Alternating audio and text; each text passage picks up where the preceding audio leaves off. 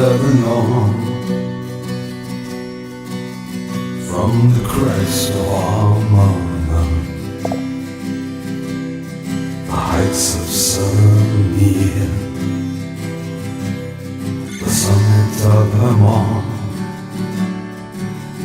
from the lion's den and the leopard-haunted hills.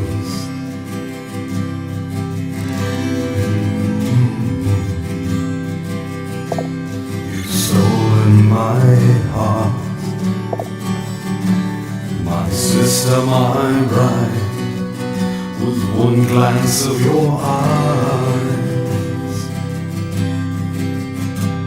one jewel of your necklace.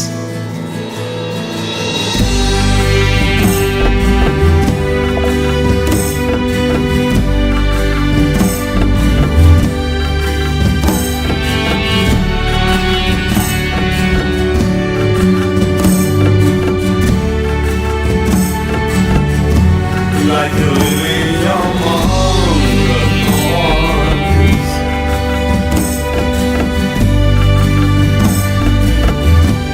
is my darling among the daughters.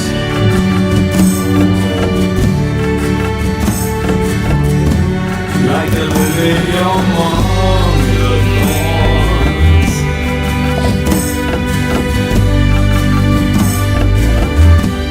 is my darling among the others. Waiting love,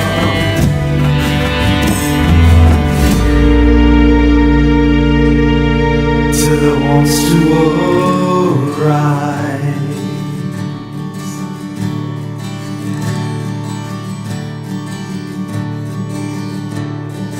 Come with me from the Lebanon, from the crest of Armana, the heights of Samir, the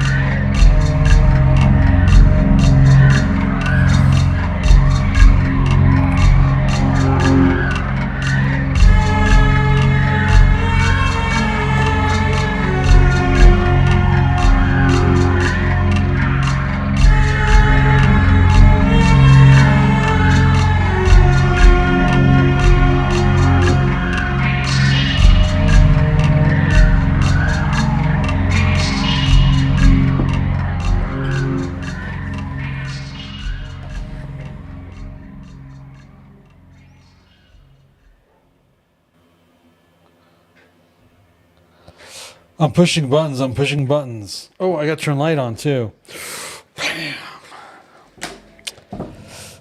Well, hello. We are doing Monday night. Exodus to Ingathering. Field manual. Man, oh man. I'm feeling good. I'm feeling good. I'm excited. I really love tonight's devotional. I love the what it is that we're talking about. That's what I mean. There's just something about this particular biblical character that just, I don't know, it gets me excited. It kind of makes me a little jealous too. I imagine living then and there, you know. Man, so exciting. My name's Alan McGuire. As you can tell by the lower third, you are watching the Exodus to Ingathering Field Manual Devotional, Monday Night Devotional. This is our social media. If you don't know, be sure to reach out and... Reach out, touch faith. I'm sorry. Yes. Hey, we have a storefront. We have a resource place where you can buy like the calendar. We're doing like we have stuff. planetbluemedia.com. Hey, we also have an email. If you want email, basic stuff, feedback. If you really want to get involved, because then Alyssa will help me actually field those emails. Thank you very much, Alyssa. Alyssa, wave to the nice people. There you go. The Chameleon Church Show. Every Tuesday morning for the last 4+ years, we've been doing a show called The Chameleon Church Show. We never know what we're going to talk about. I know that Lenny won't be able to be there tomorrow.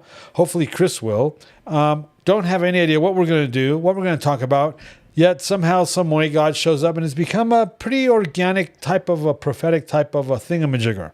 That's Tuesday morning, 8:45 a.m. Central. Every Tuesday morning, you should join us. But right now, you're watching the Exodus to Ingathering Field Manual Devotional, where we're going through this. And I need to hurry up and finish the next one so that when we're done with this one,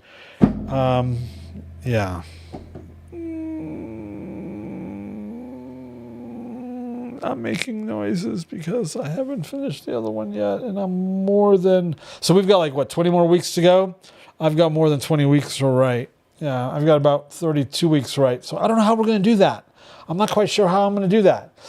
If you're wondering what's going on with the wrong password. If you're wondering what's going on with the video from the conference, we were able to start getting that going this week. So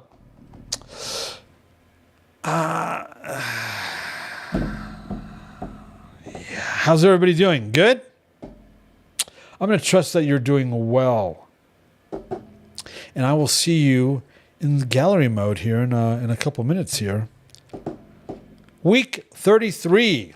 Man, I really like this one. Elisha, everything's going good, right? We got the audio going. Everything looks and sounds like it's supposed to. Awesome. I need a haircut. Week 33, Elisha and the Shunammite woman. 2 Kings 4, 9 through 10. Where is my mouse? So I can show you this. Bam! And she said to her husband, Behold, now I know that this is a holy man of God who is continually passing our way. Let us make a small room on the roof with walls and put there for him a bed, a table, a chair, and a lamp, so that whenever he comes to us, he can go in there. Did you guys know, a lot of people don't know this, but the spirit of hospitality, that's what the gift of hospitality.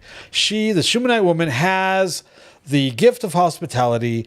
She not only wants to be hospitable to the man of God that comes through on a regular basis, she wants to actually put together a little studio apartment for him. I love this. Look at this.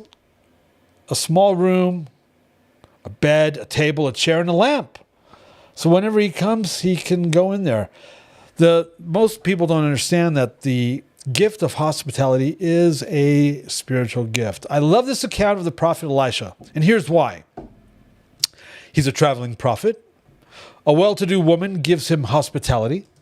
A child is born out of the spirit of prophecy.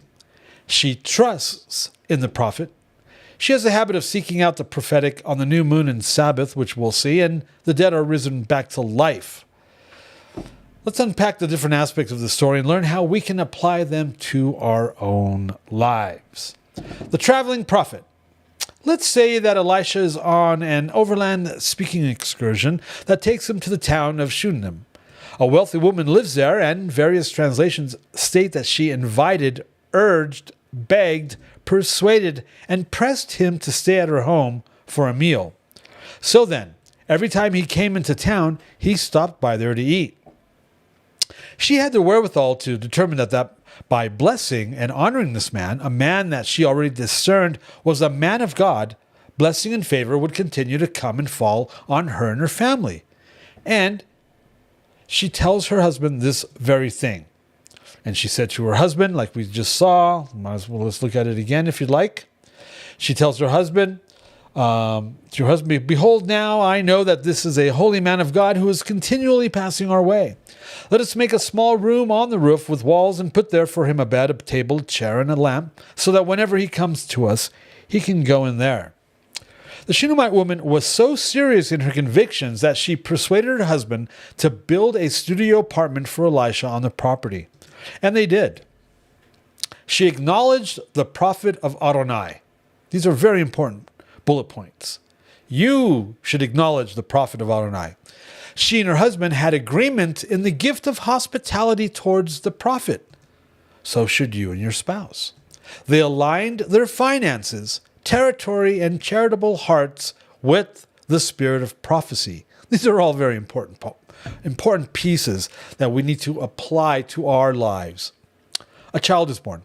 On one of his visits, Elisha had his servant, Gehazi, summon the Shunammite woman. As she stood in front of Elisha, he said to his servant, tell her. Isn't that interesting? She's standing right there, but he's talking to his assistant instead of talking to her directly. I almost said a Spanish word, in bezde, instead of. We had a bunch of Hispanic men working on our house last week. I spoke more Spanish last week than I have in years, and it hurt my head. And we were speaking about, I was evangelizing. I was telling them about Jesus. And it was very difficult to remember these words. Anyway, I almost just said a Spanish word just now. So, she's standing right there. And as she stood in front of Elisha, he said to his servant, and I've got a slide here. Tell her, you have gone to all this trouble for us. Now, what can be done for you? Can we speak on your behalf to the king? Or maybe the commander of the army? She replied, I have everything I need here. The prophet of God had good standing with the government mountain and was in a position to put in a good word for her with the king and the commander of the army. On a side note, there's a growing sect out there today that I have had the displeasure of encountering that believes that any favor a believer may have with the government in business, the entertainment industry, heck, the PTA, is probably not a true believer, and B, should be dealt with cautiously and suspiciously because C, they are more than likely a Luciferian plant. I'm dead serious. As comical and unscriptural as all of that was, it's equal parts delusional and tragic. I can't make this stuff up. There really are Torah people out there like that. Now, after the Shunammite woman leaves, Elisha asks his servant, what can we do for her? Gehazi says, what does he say? Gehazi says, well, she has no son, and her husband is old. He said, call her. And when he had called her, she stood in the doorway, and he said, at this season, about this time next year, you shall embrace a son. And she said, no, my lord. O man of God, do not lie to your servant. But the woman conceived, and she bore a son about that time the following spring, as Elijah had said to her. I want you to consider Gehazi's normal. When asked what could be done for the Shunammite woman, as thanks for her generous hospitality, he says, well, she has no son, and her husband is old. Calling out into existence the fruit of a barren womb needs to become your normal, our normal. I hear a tinge of fear and hoping for something that hasn't happened thus far in the Shunammite woman's reaction. Has she longed and desired for this so badly that she's given up all hope for a child of her own? Trusting in the spirit of prophecy. One day, after the child had grown, he was out in the fields where his father was working and started shouting, "My head, my head, my head hurts." The boy is carried to his mother, where he sits on his mother's lap until about noon, and then he dies. I myself have 3 adult children and 4 grandchildren. I've got another grandchildren coming. Our grandchildren are growing. I have grandchildren between the ages of 1 and 9. This is about 3 years ago, so they're literally between 3 and 12 now. I spend quite a lot of time with my grandchildren, and I've been accused of being a helicopter grandpa. I can't tell you how difficult it was to write the words, "then dies." If you're a parent, you know. If you know, you know. This poor Shunammite woman. She goes up into Elijah's studio apartment, where she lays the boy on the bed of the man of God, shuts the door, and goes out. Now, as far as we can tell by the narrative, this woman is more than likely a Proverbs 31 woman. She's proactive. She gets things done. This situation is no different. She sends for her husband and requests a servant and a donkey so that she can go immediately to the man of God. She has assessed the situation, and she's activating alignment.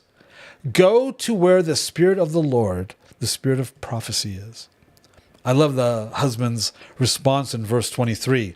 "Why do you want to go to him today?" he asked. "It isn't time for the new moon feast. It isn't the Sabbath day."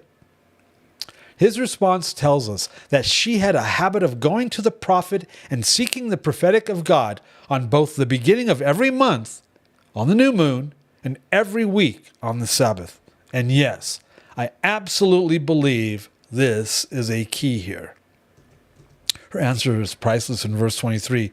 "Don't let that bother you," she said. "Don't worry about it, old man. Just get me the donkey and a servant to accompany me." Oh, I've got, let's see. Oh, right here. So she set out and came to the man of God at Mount Carmel. When the man of God saw her coming, he said to Gehazi, his servant, "Look, there is a Shunammite woman. Run at once to meet her and say to her, 'Is all well with you? Is all well with your husband? Is all well with the child?'" And she answered, "All is well." And when she came to the mountain to the man of God, she caught hold of his feet.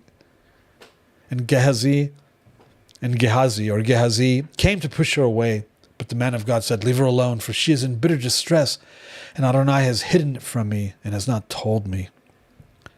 When I was putting this into my teleprompter app, I had a little moment with the Holy Spirit. When she came to the mountain to the man of God, she caught hold of his feet. I was at a festival once, and I walked into I went to go visit some friends at their campsite.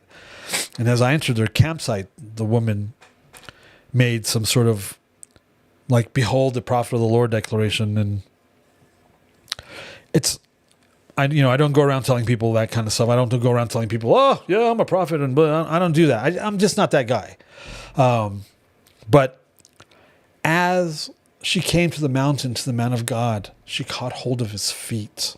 And that just, I don't know, I just had a bit of a Holy Spirit moment this afternoon. She told Gehazi all is well, but clung to Elisha's feet. She had self-control and understood authority. Also notice that even Elisha, at least in this regard, could only see in part. Then she said, let me see, I don't think I have one for that. Nope. I do not. I hit the wrong button. I did that last week. And so, I did that again. So, then she said, "Did I ask my Lord for a son? Did I not say, 'Do not deceive me'?" Another translation puts it, "Did I ask you for a son? Didn't I tell you not to get my hopes up?" He said to Gehazi, "Tie up your garment and take my staff in your hand and go. If you meet anyone, do not greet him, and if anyone greets you, do not reply, and lay my staff on the face of the child." The staff is functioning as an oracle. We've talked about that before. Prophets use oracles. The staff was a very common one. Looks like the prophetic kicked in pretty fast there. Another key about proximity and alignment. As Gehazi leaves, she tells Elisha, as Adonai lives, I'm not leaving here without you. I don't hear franticness in her voice. I hear cool, calm, collective assurance. The dead are made to rise. Gehazi gets to the boy ahead of Elisha and the Shunammite. He lays Elisha's staff on the boy's face, but there was no sound or any movement at all. Gehazi goes back to Elisha and tells him that the boy hasn't awakened. I hear hope in that. He hasn't awakened. There's like an invisible yet right there. Elisha arrives to find the boy still dead and lying on Elisha's bed. Elisha goes into the studio apartment, shuts the door, and begins to pray. He then gets into the bed, lays down on the boy, his mouth touching the boy's mouth, his eyes touching the boy's eyes, his hands touching the boy's hands. The boy's body starts to grow warm as Elisha is laying on him. Elisha gets up, turns away, and paces back and forth in the studio apartment before getting back into the bed again. He lays down on the boy once more, and this time the boy begins to sneeze 7 times and then opens his eyes. Elisha tells Gehazi to go and get the Shunammite woman. When she arrives, Elijah tells her to take her son. She came and fell at his feet, bowing to the ground. Then she picked up her son and went out. She honors the God of the living by first honoring the man of God, the prophet. Then she picks up her son. I'll be right back.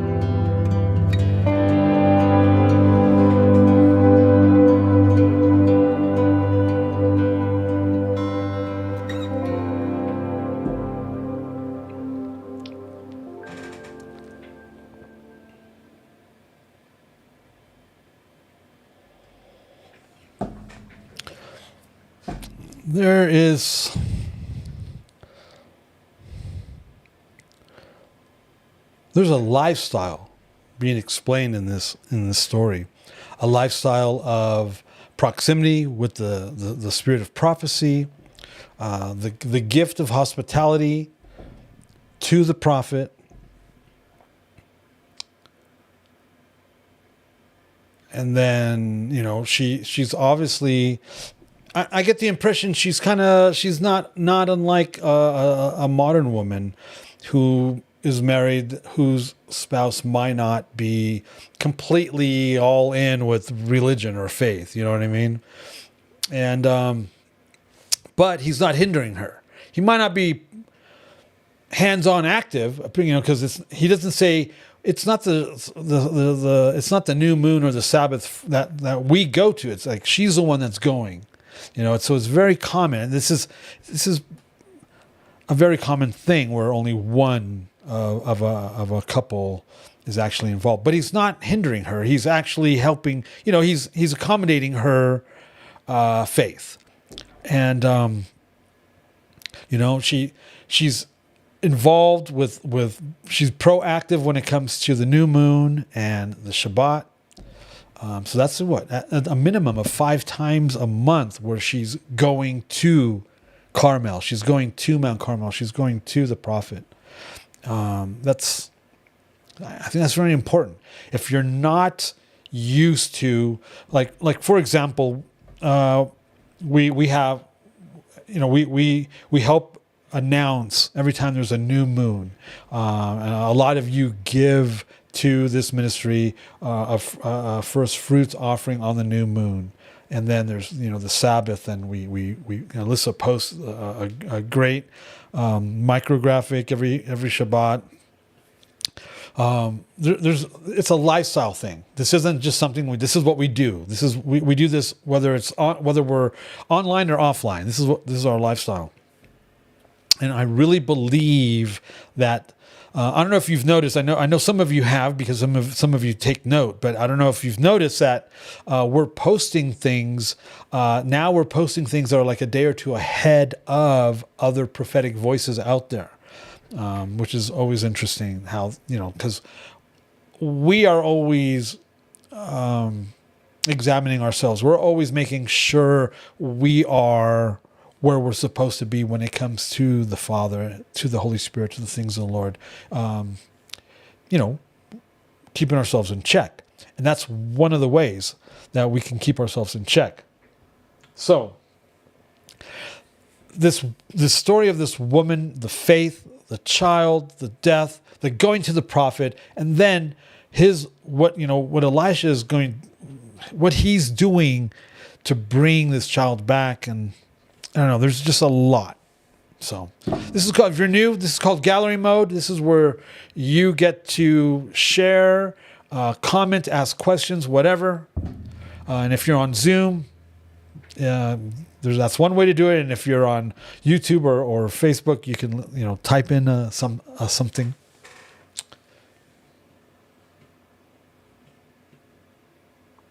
Hi. Hello, Doug. Hello, my little friends. So, this is an interesting one. Every time it comes around, I used to be very hospitable, and I got ripped off and broken into and a lot of stuff like that, and tried to be very discerning and loving. And so it's something I wrestle with. I know it needs to be done, and I do it, but I'm very cautious compared to the way I used to be. My door was always open, and then some very bad things happen, which I don't need to enumerate here. And so yeah, it's a hard hitter. Yeah, sorry that happened to you.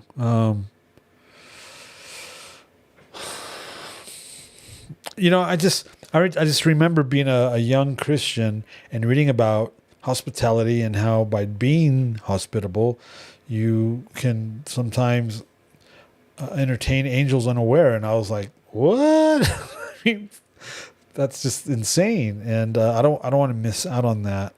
The world is the world. Did God give back to you what was taken? Oh, I would say definitely. And a lot of it was financial and some emotional, but he always redeems everything. Yeah. So that's a good question. I would definitely say, and then some. Then get back on the horse, there. Yeah. Buckaroo.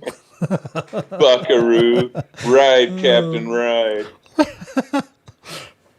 Yeah.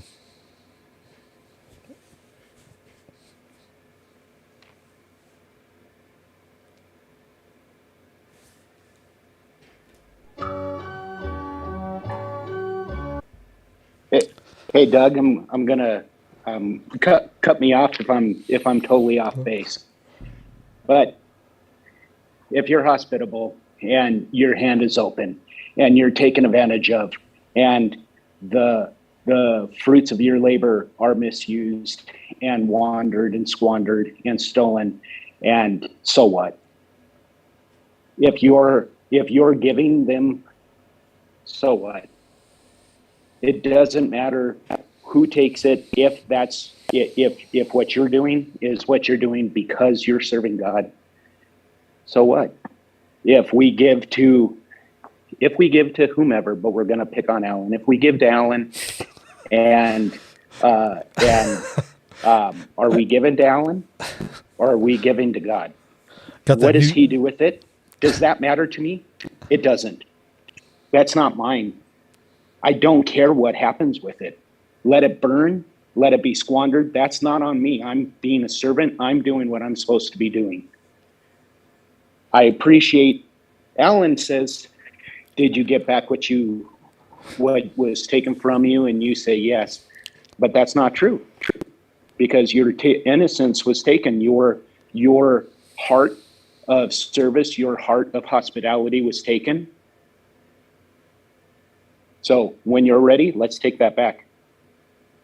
Yeah, I'd say you're spot on, David, and I appreciate you saying that. There's some other, what do I want to say, additional things since that happened that I have to be very careful of. Went through a bunch of stuff with family and the first wife, and I'm not going to go into that, but now my wife, if it was just me, it wouldn't be as big of a deal because I'm all in. So, I appreciate, those are not harsh words to me. What you said was very loving, and I appreciate that. I appreciate you being honest. I am more protective of my wife than I am of myself. And so I'm not as willing to risk opening my house as readily as I was when I was, single. Yeah. Before or in between marriages. And that's important. We're supposed to be, we're supposed to watch out for the thief. We're supposed to go to bed in armor, ready to defend that which God has given us. And we're supposed to stay in tears praying for Peter because Satan wants to shift him. That's what we're supposed to do. I'm not saying give it away without. I mean, we a fool is separated from their mind. We know this. It's not about giving to anybody that asks. There's this dynamic tension that we have to walk through and walk in that says, this is God's. But if this is God's, how much more so are we supposed to protect it? It's not about burying it in the sand. It's not about, this looks like hey, I'm sorry, Master. I thought it sounded like a good deal. That's not what this is.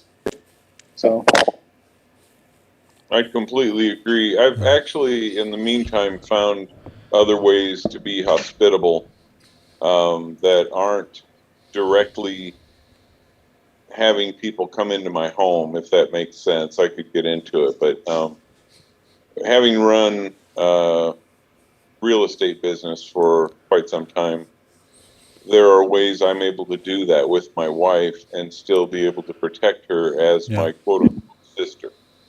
Yeah. So I do appreciate what you're saying there, David and Alan.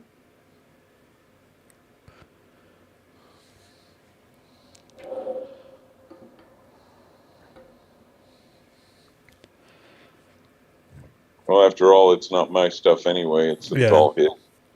Yeah, but it takes discernment, though. It also takes discernment. You know that. You know that. Yeah. So, this whole thing starts off with the discernment of her and her husband having a conversation about this guy. We know this guy's a man of God. So this whole thing starts off with that, with the discernment that the guy that we're talking about, this weird guy that keeps coming through town, I know that this is a holy man of God who is continually passing our way. Let's make this guy a studio apartment on our roof so that he can stay there whenever he comes through town. So there's discernment involved. You know, man, we've always had people crash in our living room or whatever. I mean, we've always been like that. We got a lot of flack from friends and family and church people back in the mid 80s when AIDS first came out. I remember when AIDS first came out, and we had a little baby girl named Shondell. She was maybe a year old, and we opened our home to a male prostitute. And he stayed with us for a couple months, and people were freaking out, man. They were freaking out. This guy's probably has AIDS. You're gonna get AIDS. You know, he's eating on your food, your plates, and eating with your forks and stuff. You're gonna get AIDS. And it's like, that's not how it works. But it was so new. I mean, people didn't know what to do about it, and we didn't get AIDS. And we just ministered to him and a couple of his friends that would come by and his lover, and it was just. And this is what we've always done, and there's this reality TV show some family was on once, and they had a barbecue with like 100 people at that barbecue, and that's just how we've always been,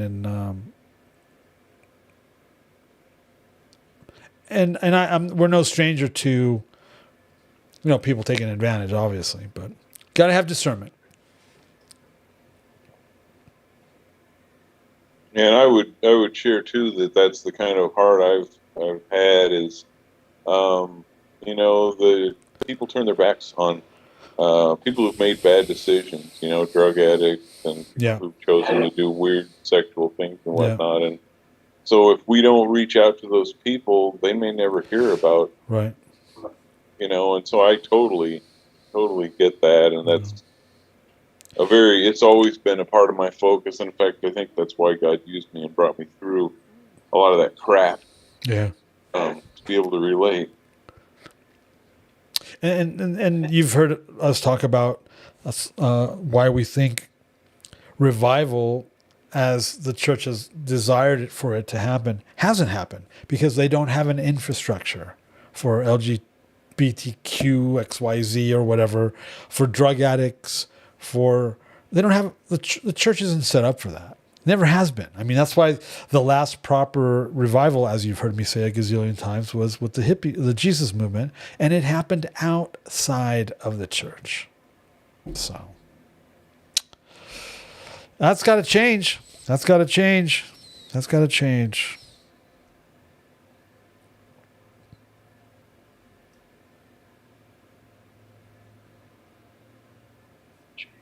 Alan. Yes. Oh, good. You can hear me. You scared me. No, you startled me. I think that some of what's happening will happen outside the church. Yeah. But because the churches are empty, I think those infrastructures may be taken over by, like when Charles Finney was around back in the old days, they took over the theaters because there were so many people and they didn't have enough churches. Yeah.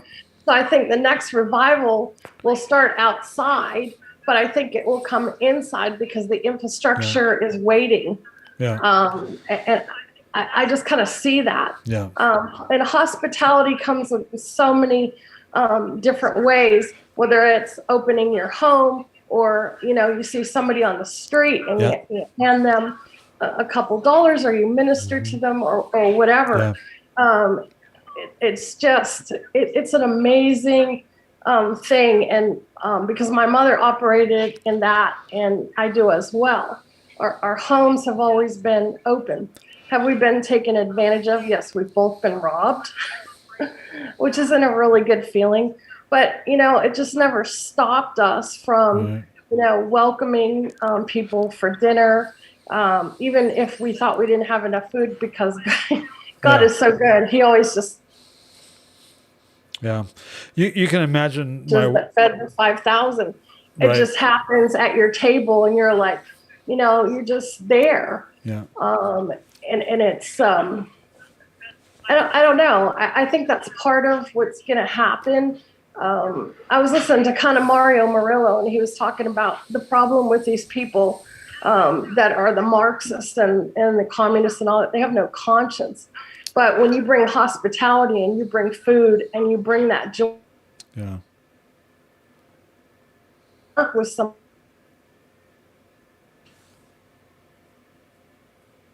You're breaking up, Jane. Can you hear me, Jane? Jane? Jane, can you hear me? Yeah, speaking about Marxists. That kind of goes away, and I think that's where we're. But anyway, I'll let you go. Yeah, I no. can hear you. You're good. You're good. It's just that you broke up, and we couldn't hear like a bunch of that. We lost your signal.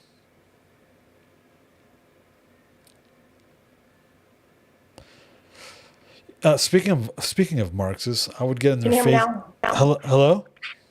Can you hear me now? We can hear you now, Jane. It's like the Marxism that had a conscience back in the day, right before like the Jesus movement. But now that Marxism and communism has no conscience Right. at all. So we have to give it to them, or have that sitting down meal.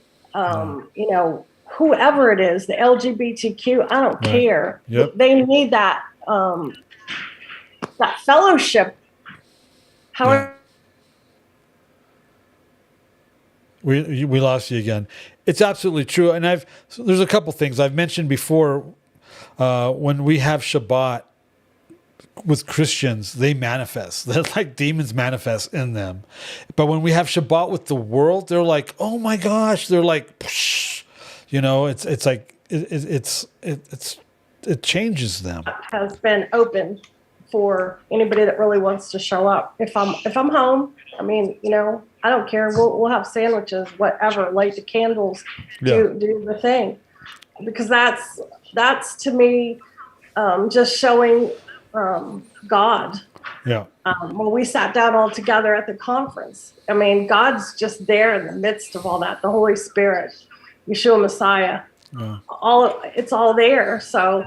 And it's a good time, but there's a seriousness to it as well. Mm-hmm. And I think people pick up on that. So why not be open? Yeah, we agree. Thank you very much. Yes, Lance Wallnow, a couple, 2 or 3, maybe even longer, mentioned a couple things, and we shared those. In that some of you will remember micro church. Maybe a bunch of guys get together because they like golf. There's one way to minister to people. You get away, just the different micro things that humans. That's why there's music scenes or cultural things. Whether you're punk rock or you're heavy metal or whatever, or goth or whatever. Humans gravitate to cliques, to like groups, to micro things. Whether it's golf, whether it's tennis, right? That type of thing, and how. You just need to be available to evangelize and tell people about Jesus. We had a couple guys painting around here, and I hurt my head talking to them about Jesus in Spanish because I hadn't spoken Spanish in so long. But yeah, I mean, there's just so many ways we can do this. The key is we're functioning in the spirit of prophecy, which is the testimony of Jesus. Bam! Cynthia, you got something percolating, don't you? I can sense it. Don't. Yeah, how interesting. The man of God can sense it. Okay. I'm serious. Well, no, so am I. It's not like I don't. So are you just now figuring? I had to tell my wife this the other day. Do you still not know who I am? I'm just kidding. Don't you know who I think I am? The thing that my thoughts seem to be dwelling on this part of the husband, not stopping her. Bless his heart, my husband, was in on the G6 messages that we listened to, and he was all into it, but not like me. I mean, I'm like, wah! On fire, and And he's very laid back about it. And okay, but he doesn't hinder Right. what the Lord wants to do. I'm celebrating Shabbat now. He works on Friday. He can't, unfortunately, Friday nights he works. So he's a chef. So he's out there. And I always pray that he that he gets blessed, even though he's not actually able to stop at this point. Right. And so I know that the Lord is blessing him, that the Lord helps him. And when he comes home, he blows out the candles. He reads a few scriptures with me, and I was fascinated how much she drives everything. As you said, a Proverbs 31 movement. She drives everything toward her. Yet her husband and her are in agreement. Right.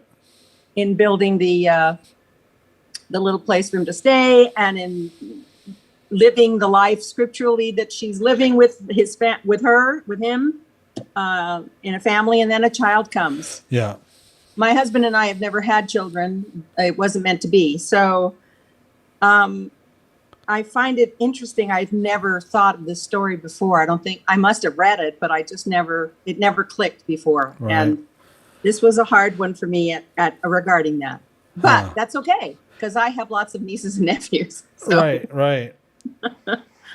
Yeah, it's one of my favorites, but what blows my mind is the parallel to modern day, because a lot of like you said, a lot of spouses are, one's like 80-90% in, the other one's like 20 or 30% in. There's that. Right. We see it in the biblical narrative. It's not an uncommon thing. It's been going on for a long time. Right. And that's okay. That's all right. I mean, I am blessed by the fact that my husband doesn't hinder, and he supports me, and And what does Paul teach us? You sanctify them. Absolutely. We know a woman in Dallas. My daughters would attest to this. We know a woman in Dallas who's married to an absolute unbeliever, and she's has chosen to stay with him. And they're, we've known about this family for 30 plus years. It's just really, it's not uncommon. It's in the Bible, Yeah. It should give people hope. My partner, my husband, is very much a worshiper of Yehovah, and his eyes have been open to Torah and so forth. I'm just the crazy one. So you're the one that's hey, we should build an apartment. Yeah. Well, I'm actually going to try to build a sukkah this year. So. Oh, good. So and he's fine with it. He's going to help me.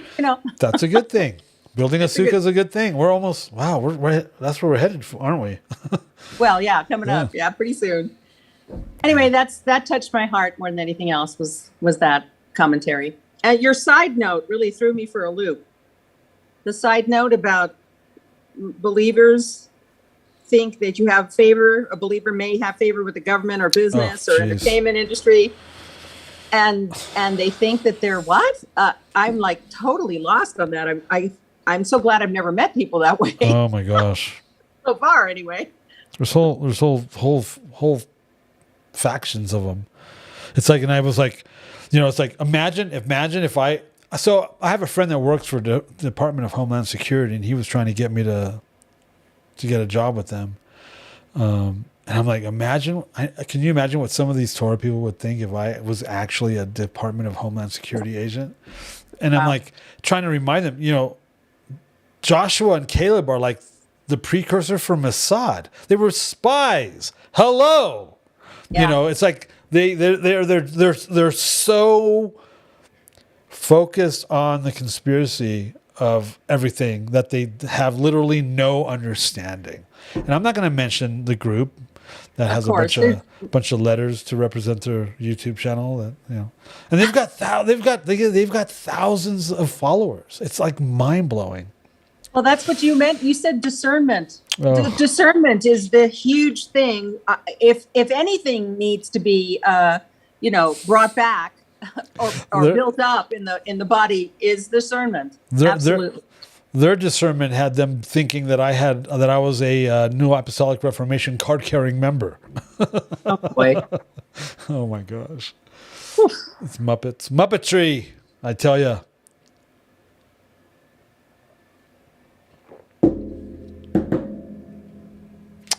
You know, Jesus reminded the leadership of his day that Elisha was sent to one widow in a land of famine where there was a bunch of widows, and one widow in the land of famine. And I had to tell this group that I'm actually thinking about. They were trying to bait me into jumping on a plane on my own dime to go pray for some woman to rise from the dead. I'm like, how stupid do you think you are? And my reasoning was like, you know, Elisha was only sent to one widow. I'm not being sent to this woman that I don't even, you know. And they didn't like that. They freaked out by that. But anyway, yeah, there's a lot of goofy people out there. Remember how he was sent to the one woman with the oil, fill up with oil and then sell all that? Yeah. Jesus even made mention of it. I mean, I'm just quoting the Bible. Just because you don't understand how to apply it to your own real modern life, that's not my problem. Not my monkey, not my clowns, not my circus. So, sorry. I digress. Well said. Thank you. We love you. And blessings on you and your husband. Thank you. And you too. Jane, we love you. I don't know if she's even online. Can she still hear us? Jane, are you there?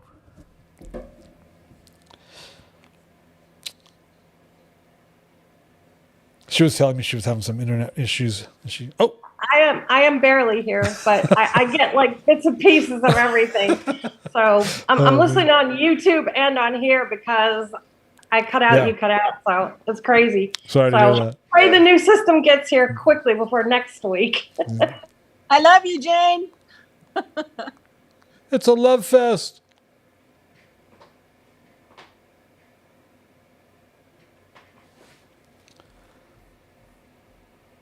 Beautiful Savior.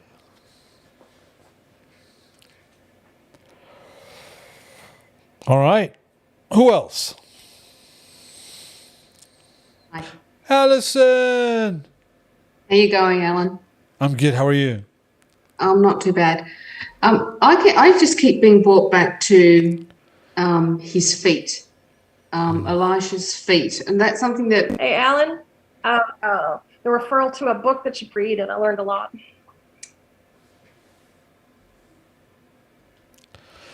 Sorry about that. Go ahead, Allison. You're right. Just the feet, because when he was talking, when this whole thing is about Elisha, he's walking the whole time. You know, he goes past her house, and she keeps saying this. You know, she has that discernment. She didn't clearly put on a house for any other person. Because obviously, you know, people have been taken advantage of at different things, and, you know, you can think there everything's fine, you're doing the right thing, and of course, you know, and we're meant to be putting our hand out there and trying to help people, but, you know, she had chosen this one person, or God had laid on her heart to do that.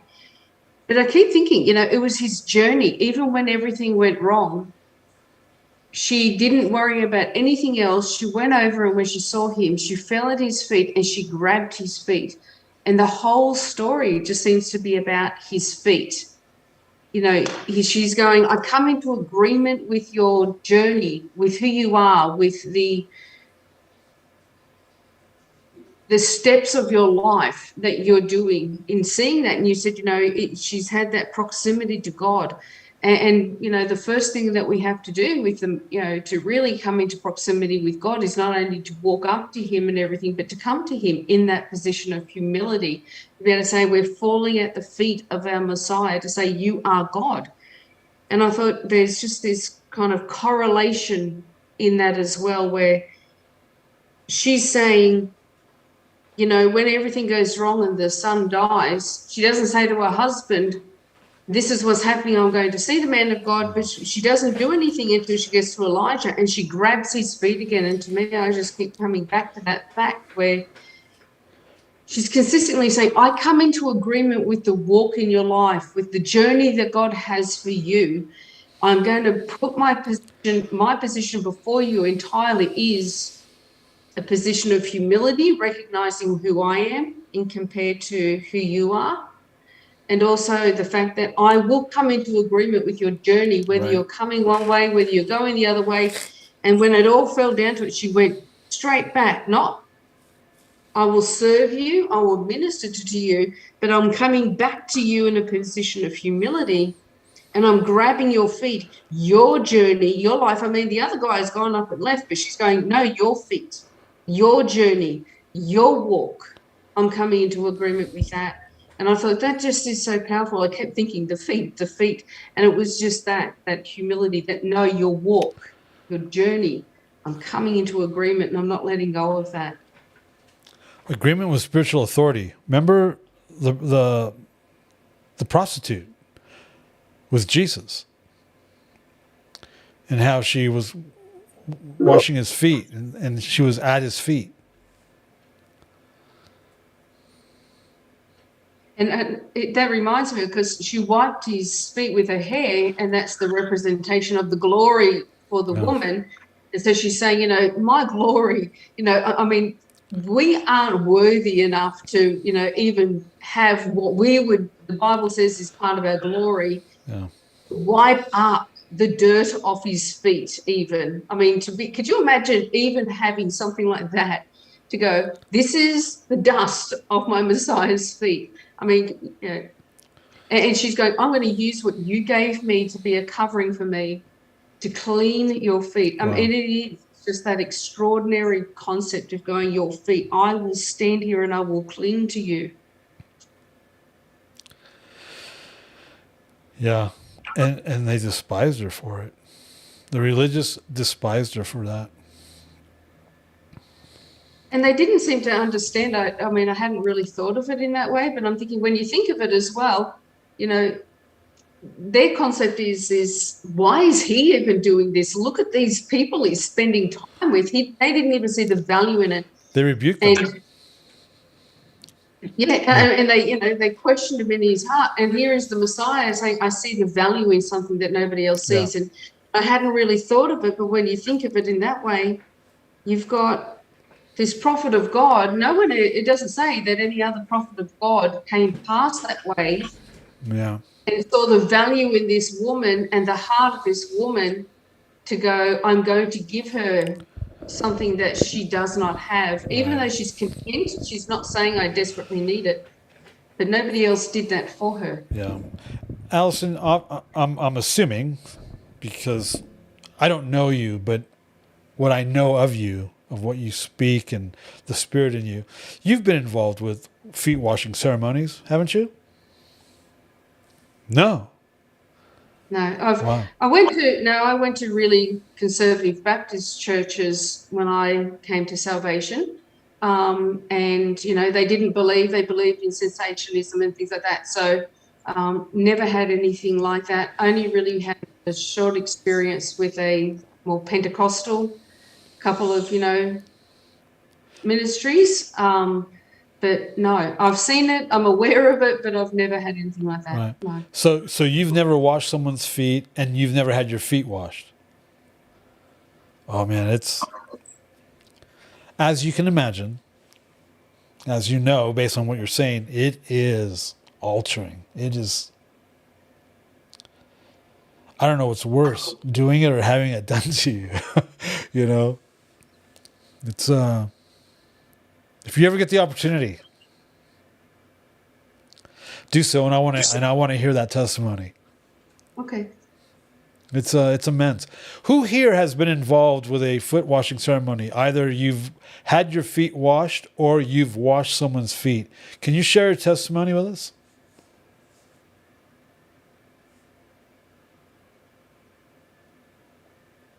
We've had the opportunity to participate in a few amazing foot washings, and we're still waiting on one. We're probably waiting on more than one. But What? You don't remember me sitting down trying to wash your feet and you pushing me away and saying absolutely in fear, wait, this, no.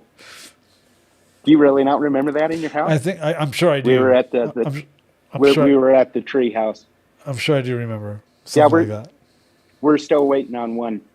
But when I proposed to my wife, I washed her feet. And wow. That's how I proposed to her. That's heavy.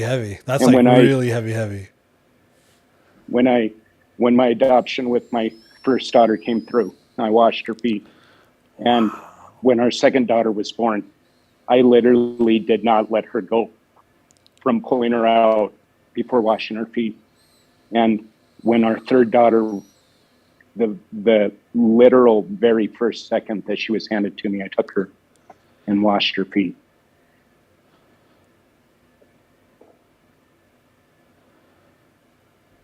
There's a spiritual power and authority in understanding what you just did and understanding what you've done regarding that. All right, Dave, I'll let you wash my feet, damn it. Golly. Like I said, I don't know what's worse, doing it or having it done, you know?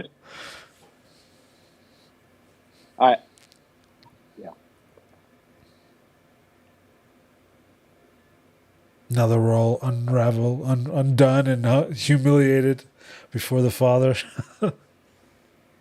So, I've done it, and it was an awesome experience, and I recommend it highly to everyone.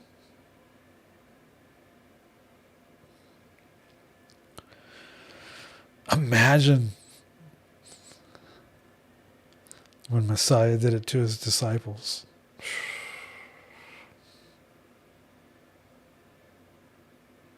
They knew who he was. I mean, their confession was, "You are Messiah," and that's why they were like, "We can't let you wash our feet." Well, then you can't have anything to do with me if you don't let me.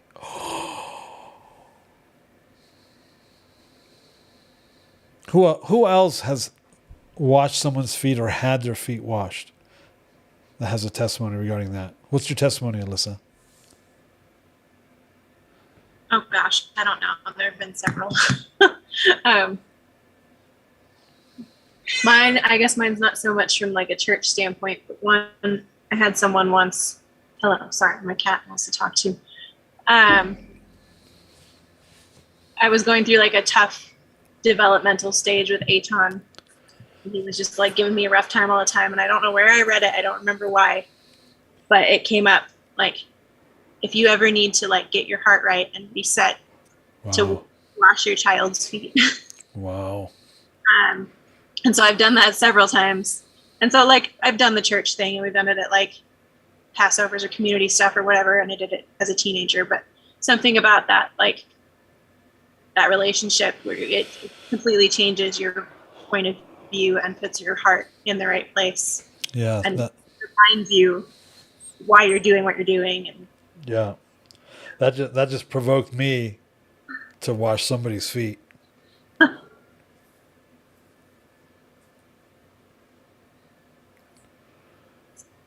What is it? What is it about that feet washing or having them washed that is so powerful in the realm of the spirit?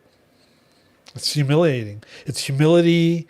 It has to be the humility aspect of it, that's where the spiritual power or authority comes from, or the enlightenment, or the understanding, or the revelation.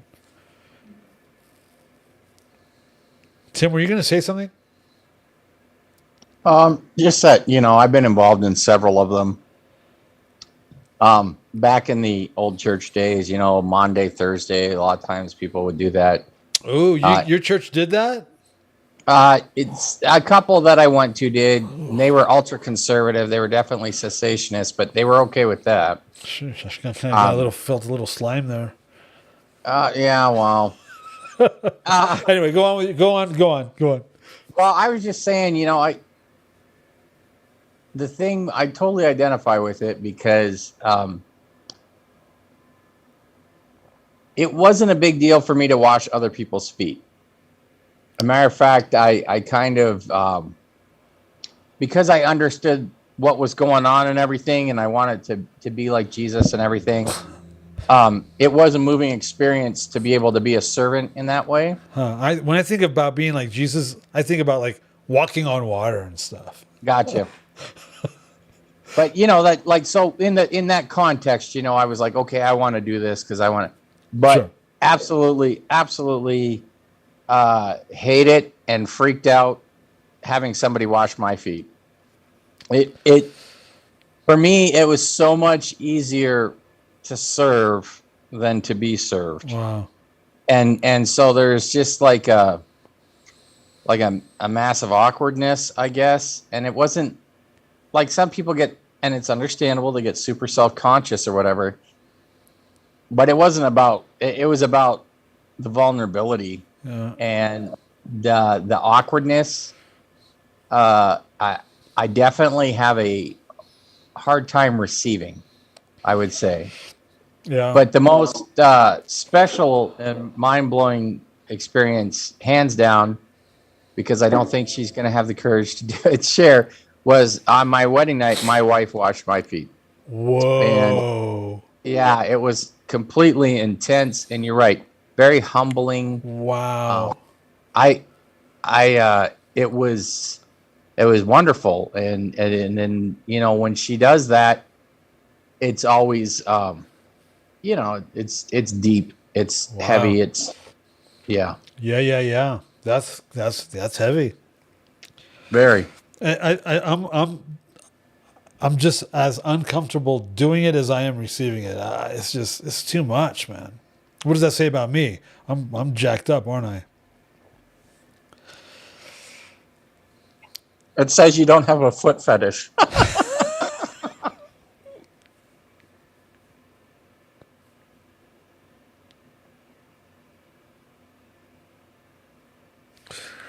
Oh man, I can't believe you just said that. I'm terrible. Yes, you are. You're making me look bad. How do we know we don't have so scouts? Funny. How do you know we don't have scouts from like Sid Roth or something like that watching, and they're just gonna go, oh yeah, no, we're not gonna have this guy on our show. I just blew it. Cynthia, were you saying something? I was just laughing and enjoying the whole thing, so I thought it was funny. Oh man, we're just not like commercially accessible. We're not commercially viable, are we? We're family. Oh, we're all freaks. We're freaks. It's a. Did someone call my name? You guys are just digging me into a deeper hole here. Hey, that's why you hired us. I mean, that's why we have come together in a natural sense, brought together by the Spirit. Yeah. And what spirit is that? Hello, Jason. What do you have to share about foot washing ceremonies? Speaking about feet. I was gonna say you gotta be very careful about whose feet you pick to wash. 'Cause, I don't know. Anyway, it's another subject for another time. So, do you have anything to share, or are you just making this very uncomfortable for me? Well, maybe it's a 2-for-1. No. So, I don't know. We get hung up around this topic. Oh, I mean, I say we collectively in American Christianity. There's a lot of. I think it's just tough for people to serve others in spirit-led, exposed to the core of who we are, truth. And if it's some people balk at the monetary aspect of giving. Some people balk at the time, but the washing of feet. The servant's work, that's the selfishness that drives the American Christian, it makes it tough. But I think there's also a factor of, hey, I wash people's feet. I'm doing pretty good about it, and it's not benefiting from the subjection of oneself to the service of others. And again, it's not just washing of feet. It's the, listening to somebody who's had a rough time. I think that, your story earlier about the guest you had in your house when Shondell was little, that's the type of thing that isn't. It's a lot easier to walk in, do your Sunday morning duty. I say Sunday morning intentionally, your Sunday morning duty, and then walk out and have no drive or no intention to serve others past those doors.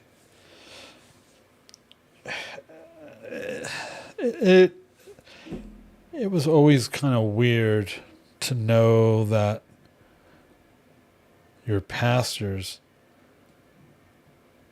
didn't have a history or a habit of opening up their homes to people they might meet in the street or in the market or something.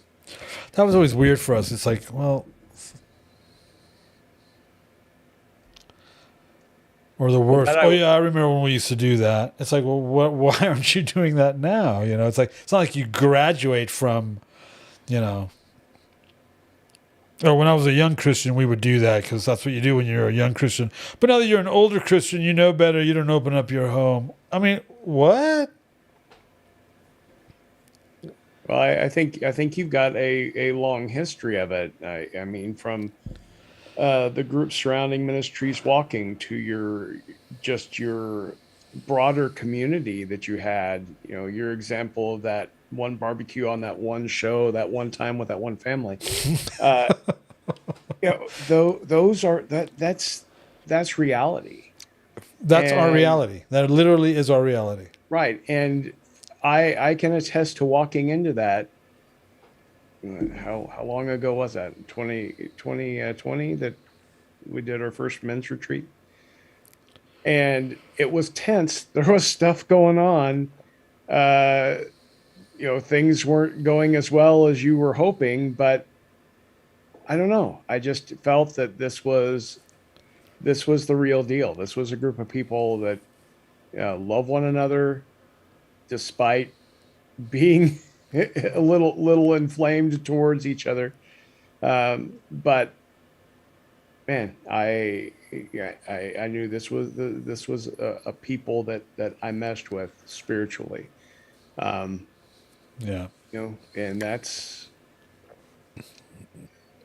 I think that's the underlying or an aspect of the underlying principle here, that the willingness to open up, to embrace the stranger and sometimes even stranger, and the alien and the widows and orphans, and taking care of those he brings across our paths. Yeah, you can imagine my wife and mine surprise when we found out our 15-year-old daughter was hanging out under the freeways of Dallas working with the homeless. We're like, oh my God, what are you doing down there all by yourself? You're a young 15-year-old girl. How are you not getting... She's like, what? You taught me how to do this. It's like, what can we do? It's like if your son walks into the room with a mohawk with red hair and you can't go, oh my God, what are you doing? It's like, really, Dad? It's the same thing. But yeah. And the spirit of the gift of hospitality, allowing yourself to be vulnerable enough to allow your feet to be washed. Dave, I'm sorry I haven't allowed you to wash my feet. Right in front of everyone, I apologize. And or washing people's feet, right? The vulnerability of Hospitality, the vulnerability of washing feet or allowing someone to wash your feet. The vulnerability of aligning yourself with the man of God, with the prophetic, with the spirit of prophecy, the testimony of Jesus. The vulnerability of allowing yourself to believe in the prophetic, to have a child that then dies on you. The vulnerability of allowing that child then to be risen again from the dead. It's not your dad's Christianity. It's not your grandpa's Christianity. This is not your typical, traditional, normal Christianity. It's scriptural.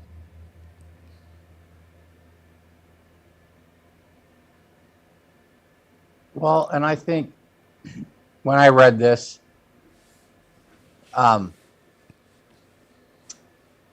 she wasn't asking for a son.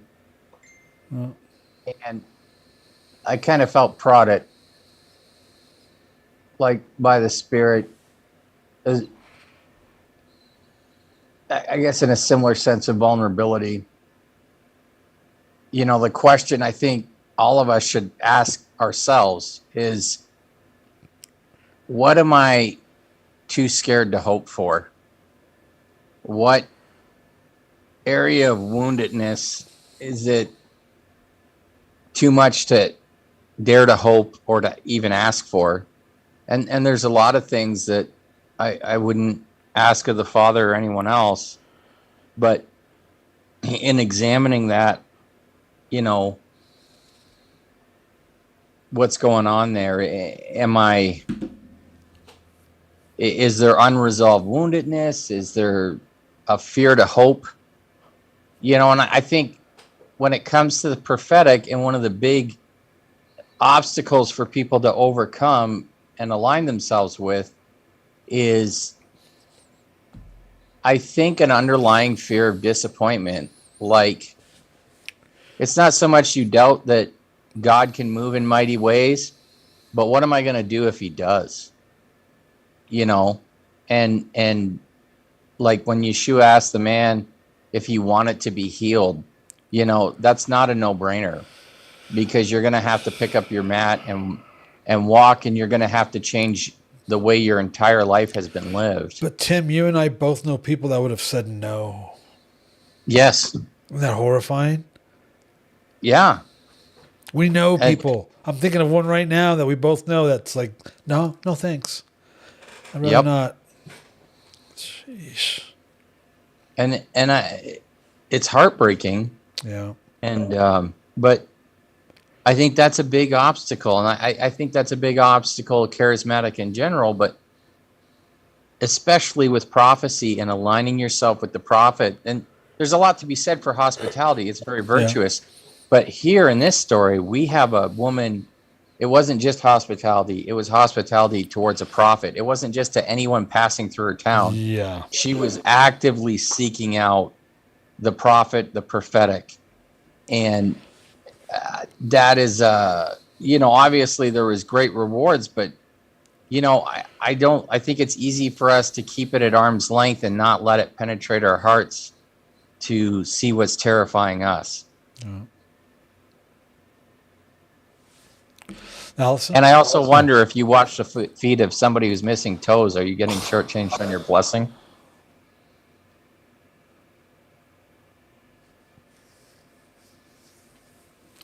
You're up, Allison. It's kind of hard to follow that. I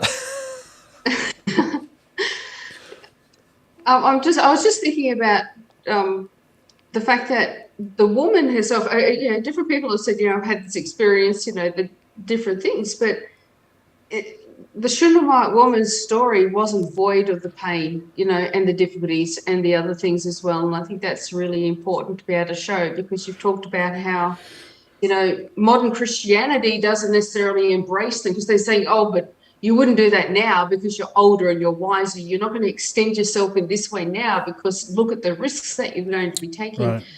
And she didn't know that the risks were going to be there, even when he gave it to her, but she went there and said, I didn't ask for this, but I'm going to ask you now to fix this because you're the one that did this.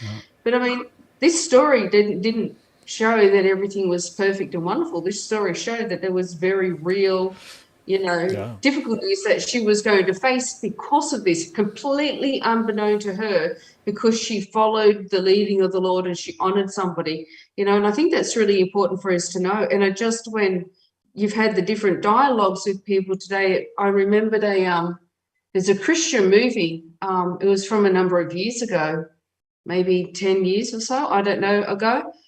Some young men, some Christian men actually did it, and they were really vulnerable in the movie that they created. It's called Beware of Christians. And it's a great movie. You can just get it from wherever. I don't know where you get it in America, but it was just really good because the whole concept, these are Christian young men that go out there and go traveling and doing some things and video this whole situation and interject with interviews. They're being interviewed as well, and they're really, really open about their life and, their faith. And I think it's never left me, though, this concept of beware of Christians, because I think the greatest thing that stops us from having the revival are Christians, because the world looks at us and they're going, you're not what that book says. You don't live that book, then you can't believe it. And I remembered a story that actually Angus Buchan put on one of his clips that he puts out on YouTube and things. And he said there was a story about this young girl who went to the parents and said to their parents, Mum and Dad, I'm getting married. And the father was originally angry because this man had not come to them and asked for his daughter's hand in marriage. And they were believers, they're Christians. And then all of a sudden she said, oh, and he's a communist. And they were horrified. They're going, hold on, but this man doesn't even believe in God. And they said, why would you do it? And this woman apparently with this daughter was apparently in tears. And she said, but he's the first man I've ever met that truly believes in what, wholeheartedly believes in and has complete faith in what he believes. And he lives everything he believes.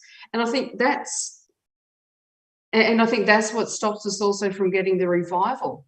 I don't think it's necessarily just because of this or that. I think because we don't look enough like the book for people to decisively yearn for what we have.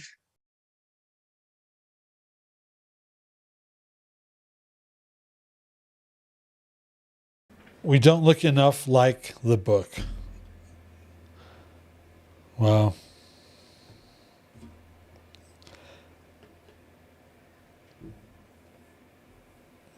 It says that, Yeshua is the word made flesh. So, if we're not looking like the book, we're not looking enough like the Messiah. That's right. My idea of, I'm not trying to belittle the word of God. I'm trying to elevate it to say, if we look like that, we truly look like that, then the people from the book of Acts and, we'd be having an impact, like the word says. Right. Or we should anyway, eh? We don't look enough like the book. Yeah, that's a good one. Well, it's an unfortunate good one.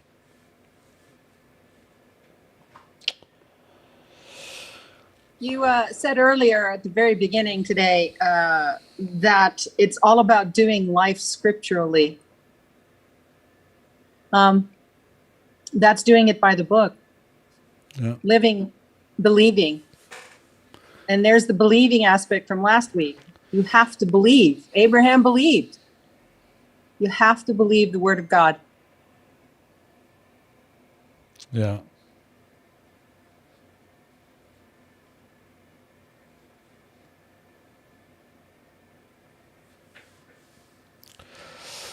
Yeah, I think there's a lot to learn from this and the example of this woman, her faith, her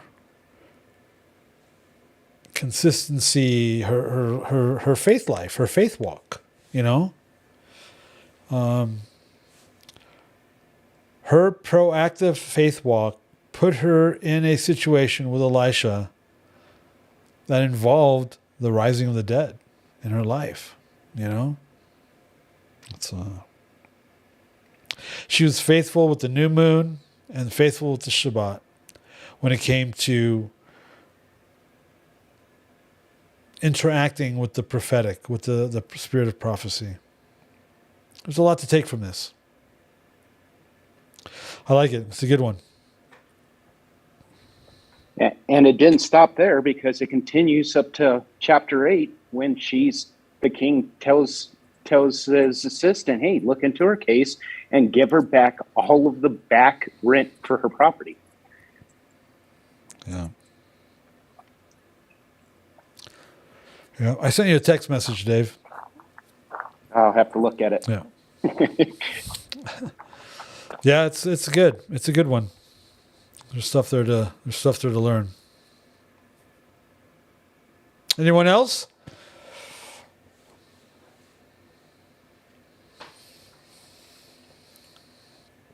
Cool. Good. Well, we will see you in the morning. Chameleon Church, 8:45 a.m. Central, where I don't know who will be with me or what we will be talking about.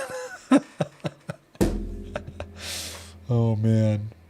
Anybody want to be on the show? Send me a text message.